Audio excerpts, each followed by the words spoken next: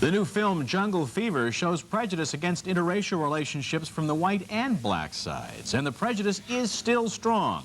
We'll meet people in mixed marriages to see how they handle it. Also, victims of poisonous spider bites tell what happened to them and how you can avoid being bitten.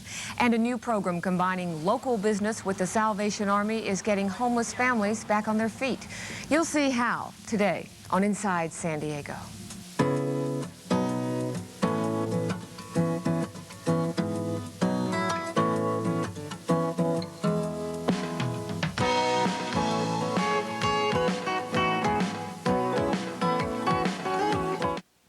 Coming up next, through a remarkable new program, the Salvation Army is joining ranks with local businesses to give the homeless jobs and a life with hope. We'll tell you about it next.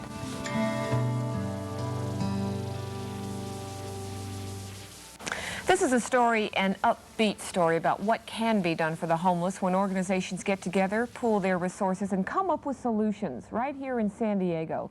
The Salvation Army, just a few months ago, I guess about a year ago, created a program called Jobs of Promise. Give the homeless not just shelter, but training to get a job and get back on their feet again. Add one all-important ingredient, the cooperation of San Diego corporations and businesses, large and small. Joining us this morning with the true success story is first Captain Donald Bell, County Coordinator, Salvation Army. Next is James Neal, formerly one of San Diego's thousands of homeless, now employed and on his own. And Lisa Richards, president of Picnic People, special events catering company here in San Diego. You see those colorful tents everywhere in the parks. Good morning to you. Good morning. All of you. And Captain Bell, the first thing I would ask you is, what kind of training does this do? What made it different from just providing the homeless shelter?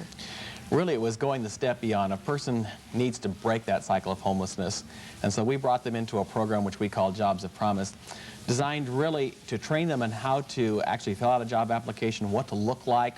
We actually have intense training sessions on a job interview. We sit down with one of our staff members and show them what a job interview is like. We make sure that they have their medical needs provided for, make sure their grooming needs are provided for, and we make sure that they have a place to stay and an address. That's really an important part, because the corporations in San Diego did want to hire homeless people, but they had no avenue to do that because there was no address, there were Social Security problems. So we have provided them with a permanent address until they get a job, and some of these people stay with us for up to 5 months, at which time they make a transition into their own home, and so then they have their own apartment and their own permanent address. This program has been around that long. How long has it been? We're in our second year now, and we have had placed 93 individuals in full-time employment, which represents about 70% success, which we're very proud of. And then another 30% of our clients are in part-time employment right now. You can't argue with those numbers, and I sure can't argue with you, James Neal. You came here from Indianapolis, and times were kind of tough? Yes, very tough. What did you found yourself in a situation, you kind of came here without, I mean, you didn't have a lot of money to back you up or whatever, and what happened to you? How long did it take before you got some help from the Salvation Army? Were you on the streets? I was not basically on the streets. I was out of money. I had nowhere to go, no one to run to. I knew the Salvation Army had shelter. In order to get a job, you have to be somewhere. You have to be able to hygiene, you know, your groom. Sure. All has to be in a proper state in order for someone to hire you. And when I went to the Salvation Army looking for shelter, they had an advertisement for Jobs of Promise. And that's when I felt like, well, maybe there is a chance now. And once I found out about the program, I entered the program. And what did you think of the program? The program is great. The program is, the way it's designed, there's a lot of people that don't understand how to go look for a job, that think they do, but they don't know that there's certain things that you need to do, there's a certain way you need to dress for certain jobs, and Jobs of Promise teaches you that. They give you, like the captain said, an address, first of all, because when you go look for a job, the first thing they ask is your name and where you live. And when you can't tell them where you live, it's a catch-22. Exactly. I want to kind of speed up to present day. You were hired by whom? How long ago?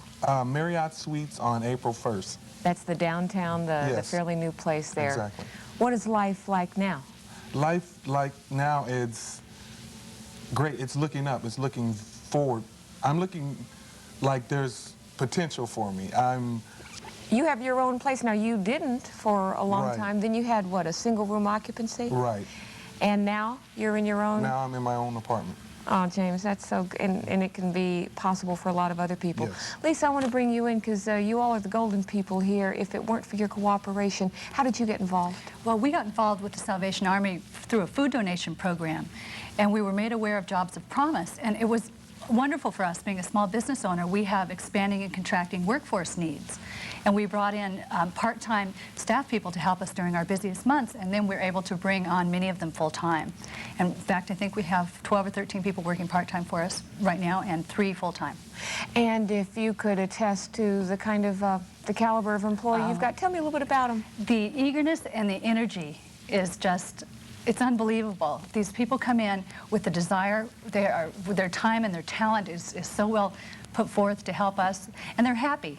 They're really just happy people. They come in and they appreciate the opportunity. They come by the office and they say, thank you for the job, and it just helps me feel good about being able to give back to the community. Well, you know, I know that Southland, that SDG&E, Home Federal, a number of people have gotten involved. We're thinking of big corporations, but it's important that the smaller business can, and your reasons are interesting. I think that the smaller business owner really needs to know about Jobs of Promise. So many of us have limited workforces, and we really need help at different times during the year. And Jobs of Promise, I think, is the answer for the small business community. Yeah. James, do you have any friends who have also been involved, some of the people you knew at Salvation Army, who are working too? Yes. There's quite a few that, the group that I went in with, we were very motivated. Yeah. We were motivated to the point where it's like one person get a job, now it's like I only have this limited time to get a job because It's a you know, cheering right, section. it was a real challenge. Right. It was very motivating. That attitude comes to work, too. I commend you all. Salvation Army, certainly a part of our contemporary times and getting in there with answers. Thank you all for joining us. Thank you. Thank you. Jobs of Promise. Any information you need, call the Salvation Army. Bill.